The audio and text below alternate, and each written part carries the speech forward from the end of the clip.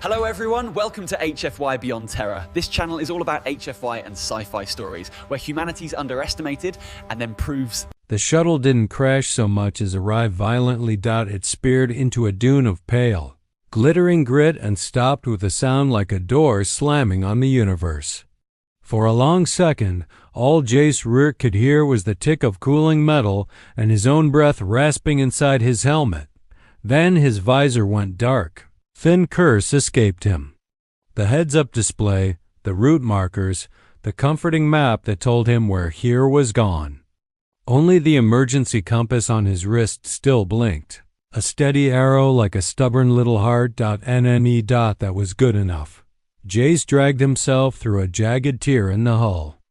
Boots scraping, and dropped into sand that wasn't sand at all, more like ground glass that had been chewed into grains. Heat surged up through his solace, a hard physical shove. His throat tasted like pennies.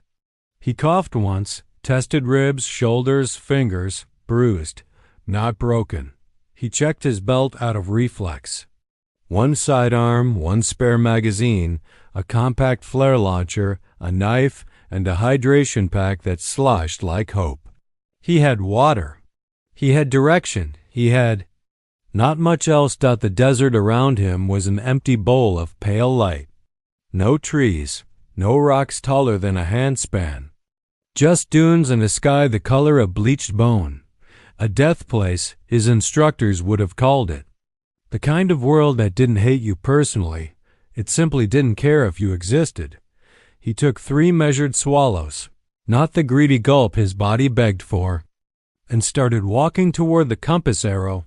He made it perhaps 6 minutes. The first spear arrived without sound. It thrust out of the dune ahead of him like the sand itself had decided to stab. Jace froze. Then the dune moved. Figures rose from it in a rippling line, as if the desert had grown limbs. 20, maybe more, warriors in segmented armor the same color as the dunes. Their masks were narrow, their eyes bright, their weapons wickedly simple. Spears, hooked blades, and short clubs of black stone. Jace did the math automatically. 1 pistol. A handful of bullets. 20+ targets. Bad odds. So he didn't reach. He lifted his hands slowly, palms open, and let the sun burn the back of his neck. A leader. Stepped forward. She was taller than any human he'd ever stood beside. Not bulky, but built like a living lever. Long limbs, dense muscle, a chest that rose and fell with slow, controlled breaths. Her skin wasn't skin so much as a smooth, scaled hide, a deep blue-green that caught the sun with a faint metallic sheen. From her helm spilled a mane of pale fibers like silver grass. Her gaze pinned him with the clinical focus of someone deciding where to cut. The translator beat and Jace's ear buzzed. Tried to guess at the alien phonemes. The woman spoke anyway. What is this? Soft thing? Her voice was low and steady. The translator rendered it into rough Terran syntax, but the contempt came through clean. She circled him like he was a puzzle. One clawed finger prodded his forearm. Flesh gave slightly. She recoiled as if he'd been made of rotten fruit. A hiss of laughter went through the group. Not joyful. More like the sound predators make when they smell weakness. Jace swallowed. He kept his hands up. He could see their eyes tracking his belt, his water hose, the compact pack on his back. They weren't just hunting. They were inventorying. He exhaled once slow and spoke in the calm voice he used with spooked horses back on the ranch. His mother still ran. Okay, look, I'm not here to fight you. Several spear points twitched closer. The leader's head tilted. Your mouth makes sounds. Yeah, Jace said. That's what mouths do. He moved very slowly. A single sharp motion would turn him into a cautionary smear. He unfastened his pistol holster and let it fall into the pale grit between them. Then he slid his spare magazine out and set it on top like a peace offering. I'm unarmed, he said, even though the knife remained. I need shelter. I need water later. I've got some now. He tapped the hydration pack. "And you look like you know this place." The leader stared at the pistol as if it were a toy scavenged from a child's pile. "You think removing a claw makes you harmless?" "I think it makes me smarter than dying," Jace replied. The translator hiccuped on smarter, then managed. Behind the leader, the desert shimmered. Ahead, the compass arrow continued its silent insistence. Jace nodded toward it. "I'm walking that way." A murmur ran through the group. The leader's eyes narrowed. "That way is the Stonehold," she said at last, the translator deciding that was the closest approximation. "It is far. How far?" Jace asked. She considered, then said, 30 marks of the hunt. "Perhaps more. 30 kilometers? 40? His chest tightened. He shrugged like it didn't matter. "I've walked farther." That got him more laughter, harsher this time. The leader's amusement didn't join it. She studied him, then planted her spear into the grit with a finality that felt like a verdict. "I am Selah, first fang of the Kesh," she said. "You will walk behind. If you fall, the glass takes you. If you beg, the wind carries it away." Jace nodded once. "Fair." Selah's lip, if it was a lip, curled. "Every soft thing falls." She yanked her spear free and barked orders in a language that made the translator whine and give up. The warriors shifted into a loose column, fluid and disciplined. Selah looked back over her shoulder. "Keep pace, soft one, or the dessert will keep you." Jace stepped in at the rear, shoulders squaring as if posture could be armor. The march began. The Kesh moved with a predatory economy, no wasted gestures, no slack. It wasn't elegance as much as programming. They walked like machines built to hunt and kill.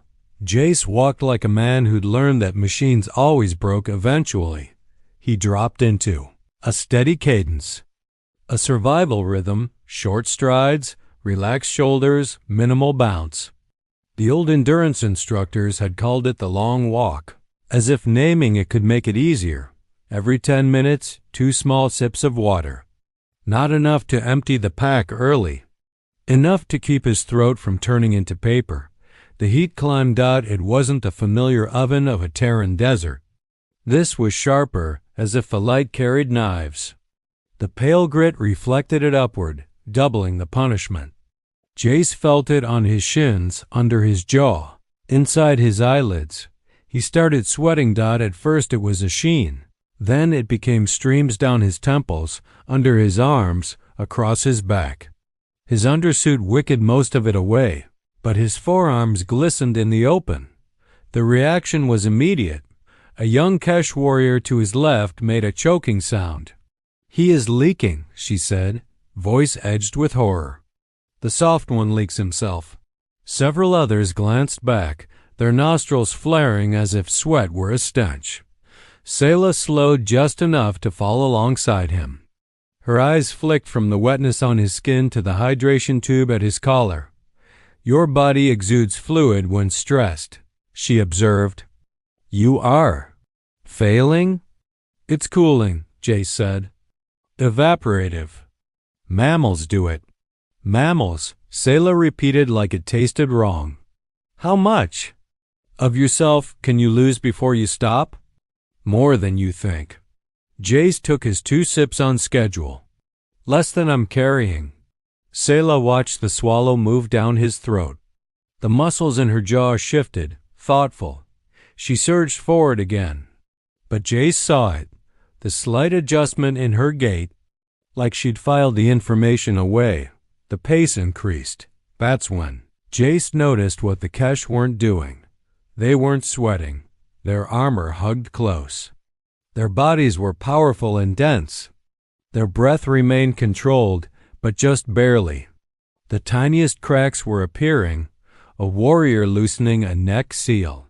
Another shifting her chest plating as if it trapped heat. They were built for bursts, for ambush, for violent sprints.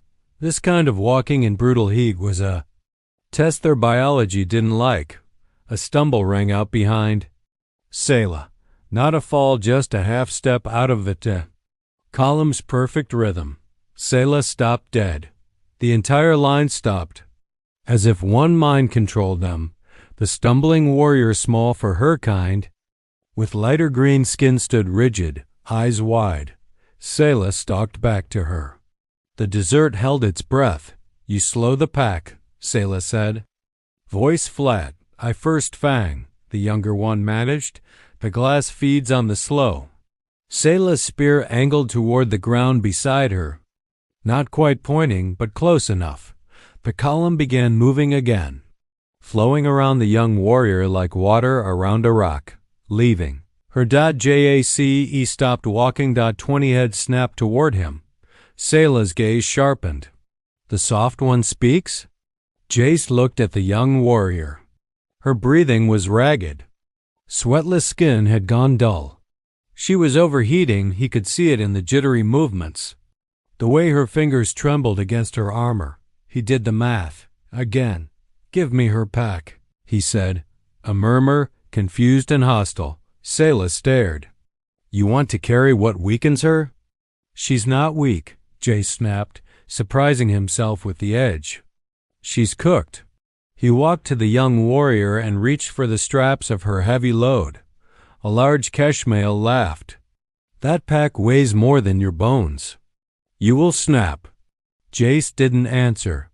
He was already working the clasps, yanking off plates that trapped heat. The metal burned his fingers. The young warrior flinched as cool air hit her overheated body. "Walk light," Jace told her. "Stay moving. Drink when I drink."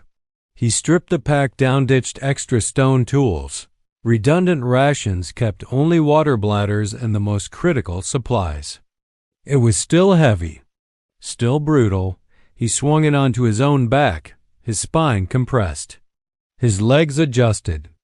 Pain blossomed in his shoulders, but pain was negotiable. The desert wasn't. He looked at Selah. "We going or what?" For a moment, the first fang said nothing. Then she smiled, slow, sharp. "You will fall soon?" "Then leave me soon," Jace said, and started walking. The column resumed. The young warrior Rin moved beside him now, unburdened and breathing easier. Her eyes tracked the sweat pouring down his face with something like awe and disgust mixed together. They walked until the sky changed. It wasn't clouds. The horizon simply darkened, as if someone had spilled ink across it. A rolling wall of shimmering black approached, threaded with flickers of strange light colors, too saturated, too wrong. The translator hissed once in his ear as static began to bite at his skin. Selah barked. "Reflective wraps, now!" The cache moved fast, pulling mirror-sheen cloaks from their packs, sealing themselves in shimmering layers that crackled as they touched. Jace watched, hands empty, throat tightening. Selah turned. "Where is yours?" Jace grimaced. "Didn't have one." Her eyes widened the smallest amount. "Then your soft body will cook." The storm hit before he could answer. The world became screaming grit and electric pain. Charged grain struck his exposed skin like stinging insects. His hair stood up. His teeth vibrated. He wrapped his arms over his face and forced himself to keep breathing through cloth. But he wasn't cooking. He was hurting badly, but his gear insulated him just enough. Rubber solace. Synthetic fibers. Not good protection, but some. The cache suits, meanwhile, sparked violently. Their reflective wraps caught the charge and made it worse. Lightning arced between warriors. Several screamed. One tore her seals open, desperate, and stumbled into the storm exposed. And then the temperature dropped. Not gradually. Not politely. It felt like a trapdoor. The cache slowed, muscles turning sluggish, breaths turning shallow. Their biology depended on external heat, and the storm stole it away. Jace, shivering hard, realized his body was still doing what mammalian bodies did. Burning fuel, making heat, refusing to shut down. He wiped grit from his eyes and forced himself north, guided by memory and stubbornness more than the compass he couldn't see through the static. A shape erupted from the grit ahead, a predator. All jointed limbs and serrated mouthparts built to strike from beneath the surface. It slammed into a stumbling Kesh warrior and dragged them under with a wet crunch. Sayla was next. Her slowed muscles betrayed her. The creature's jaws snapped toward her throat. Jace drew without thinking, not the pistol. He dropped it, but the flare launcher still strapped to his thigh. He fired. The flare burst into blinding, white-hot light at close range, punching into the predator's face. It shrieked, recoiled, thrashed. Jace sprinted 2 steps, 3, and slammed his knife into a softer seam under its head. Again. He felt the blade bite, felt the creature shudder. It collapsed, spasming, then went still. The storm began to thin, the wrong lightning fading to a sullen flicker. The Kesh stared. Sayla lay on her side, chest heaving, eyes wide and bright with something that wasn't contempt. Rin whispered, voice trembling. Hardburn. The translator chose hardburn like it meant the same thing their culture meant. Jace didn't correct her. He offered Sayla his hand. She stared at it for a long heartbeat, soft flesh, short nails, a hand that looked weak in her world. Then she took it. Her grip was cold. They found shelter in a split rock outcropping, a shallow hollow that blocked wind. By then, Sayla was in trouble. Her skin had dulled to gray-green. Her eyes half-lidded. Her breath came too fast, too shallow. The translator picked up her whisper, still sleep. If we cool, we... Stop. Jace had seen hypothermia in humans. This was worse, a body simply giving up because the world stopped being warm.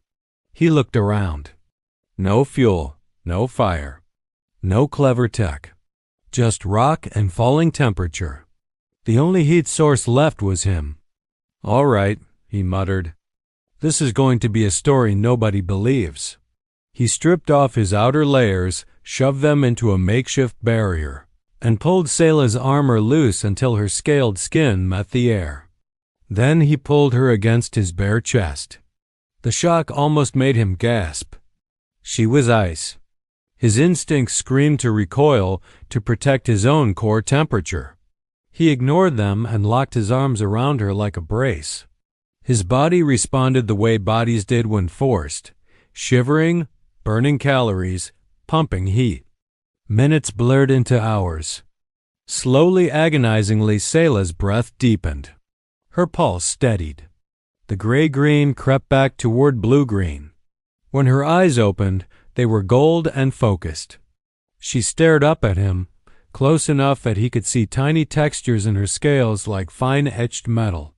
You are. Warm, she rasped. Yeah, Jace chattered. That's kind of our thing. She lifted a hand, claws retracted, and touched his collarbone with careful curiosity, as if mapping the source of the heat. The leaking, she murmured. It is not weakness. It's engineering, Jace said. Biology version. Sayla was quiet for a long moment. Then she reached past him, grabbed a ration from the shared supplies, tore it open with sharp teeth, and pressed it to his lips. Eat, she ordered. Maintain your fire. He did. The calories hit like a match catching. Outside, the desert wind howled. Inside, 2 very different creatures stayed alive by sharing what they had. By morning, the storm was gone. The sun rose like an executioner, and the glass grit began to heat again. They found the rest of the Kesh by following what Jace could see, and they couldn't. Tiny disruptions where armored feet had shifted the grain pattern. A faint scuff on rock where someone had braced during the storm. Sayla watched him work with a new expressionless predator, more scientist. You see what is not there, she said. I see what doesn't fit, Jace replied. It's a human hobby. The stonehold appeared near dusk, a brutal stack of black stone and metal ribs rising from the dunes, vents exhaling cool air like controlled breathing. It wasn't beautiful. It was survival-made architecture. At the gate waited a monster in the shape of a person. He was Kesh, but larger than the rest, thick-limbed, plated, scars crossing his arms like old lightning. His eyes locked on Selah first, then slid to Jace with open disdain. "First Fang returns," he rumbled, "and brings a pet." Selah's posture went iron. "This pet saved Rin, saved me. Saved your hunters." The large male's nostrils flared. "Soft things do not belong in the circle." "The circle?" Jace asked, already guessing. Selah's jaw flexed. "Trial combat." The big male smiled. "Tonight." Jace exhaled slowly, then nodded once. "Fine." Selah grabbed his arm, claws biting just enough to hurt. "You will die." "Maybe," Jace said. "But I'm good at not dying the way people expect." That night, the circle filled with Kesh rows of warriors stamping, rumbling, hungry for spectacle. The sand in the pit was deep and loose, designed to punish the slow. Jace stepped in barefoot to feel it, then put his boots back on. Across from him stood the champion, arms spread like the world belonged to him. They expected a collision. Jace gave them a lesson. He didn't charge. He didn't trade blows. He moved small steps, precise angles, always just out of reach. He let the champion's strength become a furnace that burned itself out. He let the loose sand steal the big male's explosive power. Minutes passed. The champion's breath grew ragged. His strikes became wild. His pride did the rest. When the big male finally lunged too hard, too committed, Jace sidestepped and hooked his leg, using the enemy's own weight like leverage. The champion went down. The circle went silent. Jace didn't strike. He didn't finish. He simply stepped back and offered a hand. The champion stared as if mercy were an alien weapon. Then, in front of his people, he took it. Selah stood in the high seat, gold eyes fixed on Jace like he'd rewritten something inside her. When she spoke, her voice carried across the stonehold. "Strength is not only weight," she said. "Not only teeth. Not only the first strike.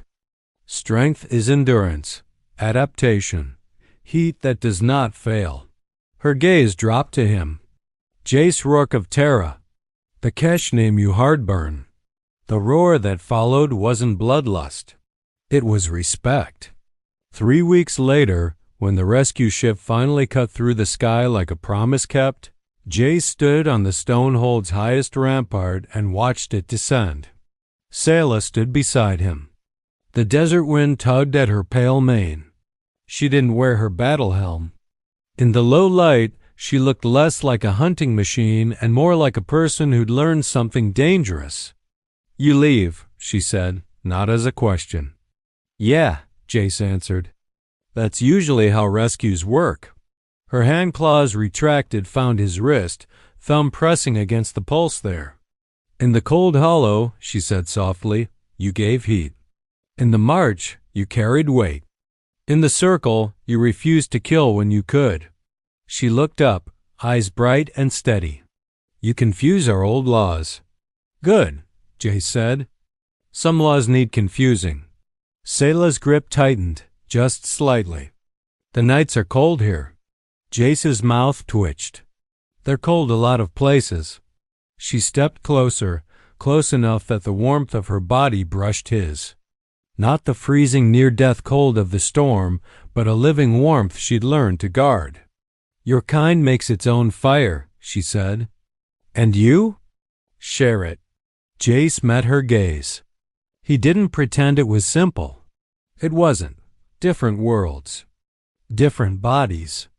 Different futures. But he'd walked a glass desert on stubbornness and careful sips of water. He'd survived because he'd used what he had, not what he wished he had. So he did what humans did. He made the most of the moment. "You gonna stand there all night?" he said, voice low. "Or are you coming with me to say goodbye properly?" Selah's expression shifted, something sharp softening, something proud turning strangely vulnerable. Then she gave a small, unfamiliar smile. "Efficiency," she said, as if it explained everything. And as the rescue ship's lights flared,